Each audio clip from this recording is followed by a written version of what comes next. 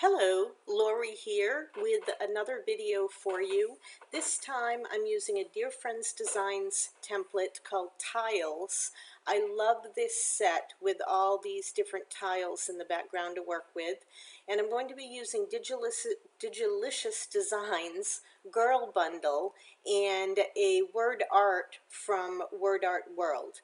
So I'm going to show you to begin with what I do when I pull in one of my templates. This is pretty standard practice for me. First of all, I am going to delete most of the embellishments, if not all of the embellishments.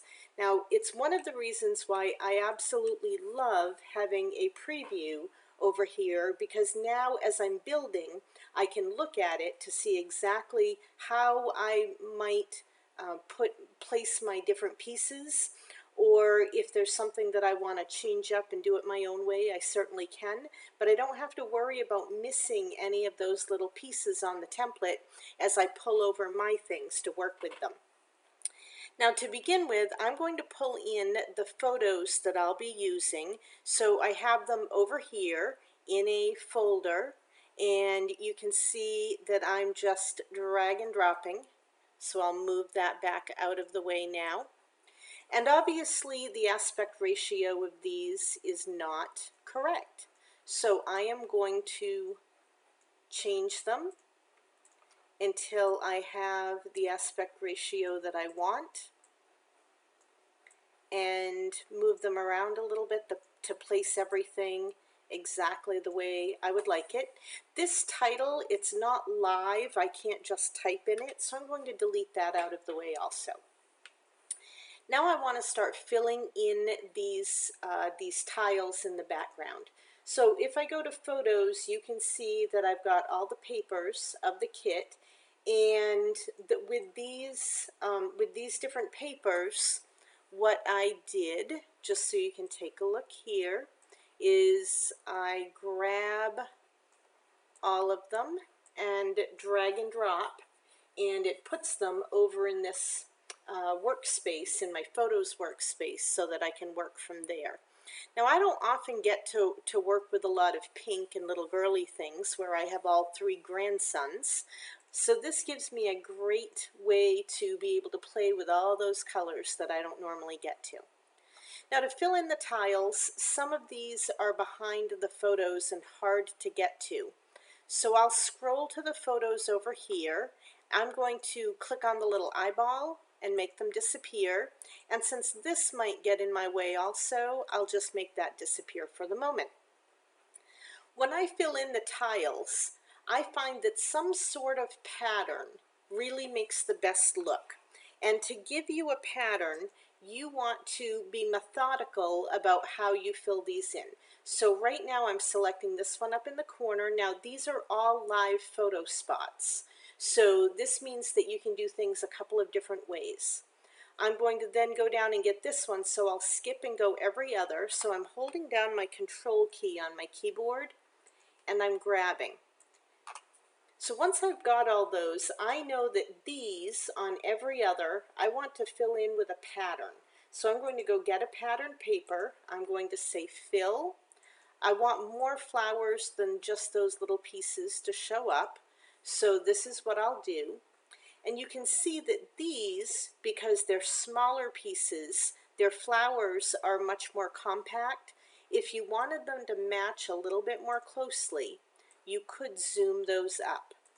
And if I were to take this one, you can see that I can't zoom it down.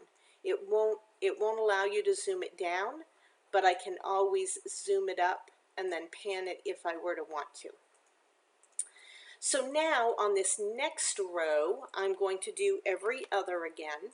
So as I do that, I'm going to fill in again with a patterned paper. And if I wanted to, I could zoom up to get a little bit better of a match. And I'll just continue filling this with my patterned paper for a moment. Now, another way to do this, if you were to want to, is you could flatten these squares together.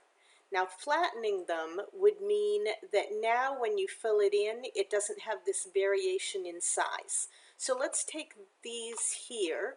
I could just flatten, and then I can fill, and they'll be exactly the same aspect ratio. So definitely a choice, certainly gives you a different look, and it really doesn't matter which way you prefer to do it. It's just important for you to know that you can do it. Okay, so I've got every other square filled in with patterns, and I've got those patterns in rows, and I like that look, so I'm going to leave it like this, and now I'm going to start filling in solids. So on my odd ones, I think I will grab all 4 of these, and I will put a nice bright pink solid, because this is a baby girl page. Oh, and I noticed that I missed a square down here, and it doesn't have any others that go with it. So we know that that needs to be a pattern. And if I want to, I can zoom it up. So I will now grab this row going diagonally that way. And then I've just got 2 more to do.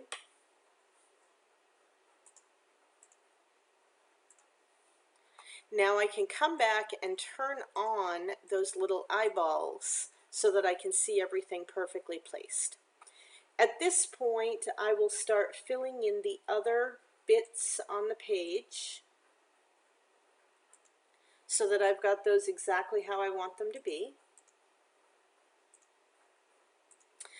And now I might zoom down a little bit, grab everything, and I'm going to go down and deselect the background while I go to Format and add on just a light shadow to give those a little bit of pop.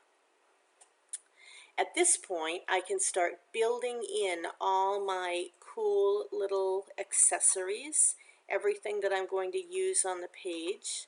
So right now I'm working here, and I'm going to pull over. I'm just using my control key. I'm going to pull over many different things that I know I want to use. Oh, look at all these lovely flowers.